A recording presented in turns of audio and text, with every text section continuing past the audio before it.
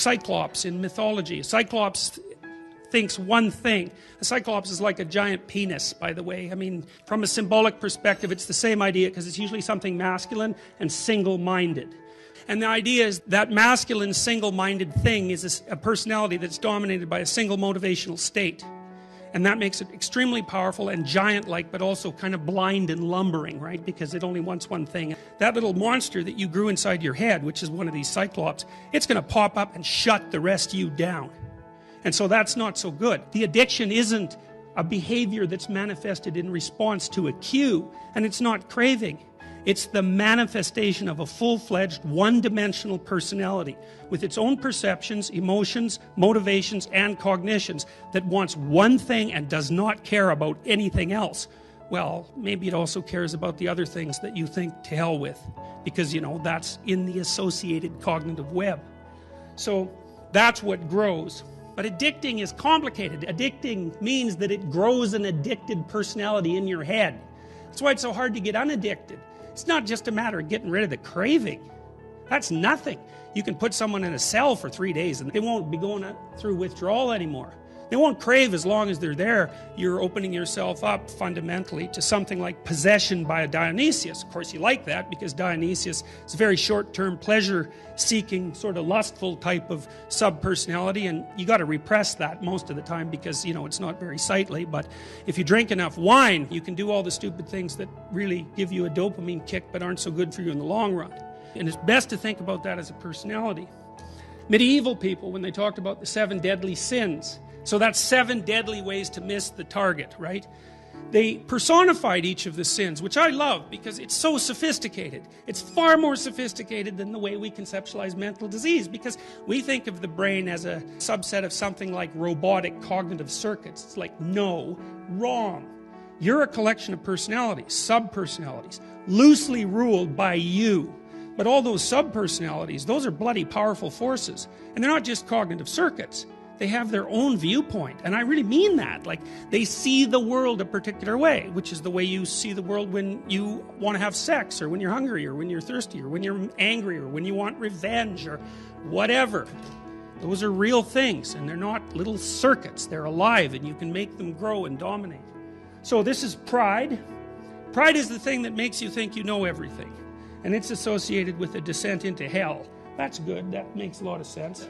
When I get to the bottom of my clinical client's pathology, and this is for people who are really suffering, there's usually, the things that I find at the bottom are usually one of two or both. One is pride. The people, especially the people who have something like personality disorder, they bloody well think that they can get away with tricks and that no one is smart enough to figure it out. And if they don't think that, a family member thinks it. And so it's appallingly arrogant. Appallingly. Another thing that's often at the bottom is resentment, which is this notion that life is terrible, you know, generally speaking, but it's terrible for me in a specific way in that I've been picked out for a particular form of unjust misery, and that allows me to be righteous in my anger and to torture people half to death. You get a good combination of resentment and arrogance going. You can be sure that you'll end up in something that is pretty much indistinguishable from hell, and also that feels like it lasts for an eternity. That's narrowing of the value structure to a specific kind of greed-like pursuit. And why is it wrong? It's because you sacrifice everything else of value to it. And you lose the balance, and then you lose the equilibrated state. Not good. Lust, that's a lovely drawing.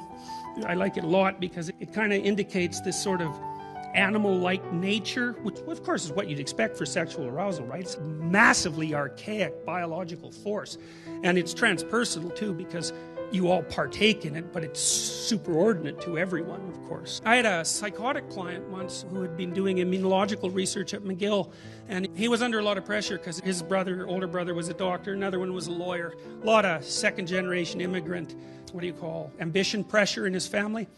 He couldn't get his master's degree to work properly. So he faked the data and handed in the thesis, and that night he woke up and saw the devil sitting at the foot of his bed, and that was when he disintegrated into a psychotic state. And to see someone in a state like that really is awful.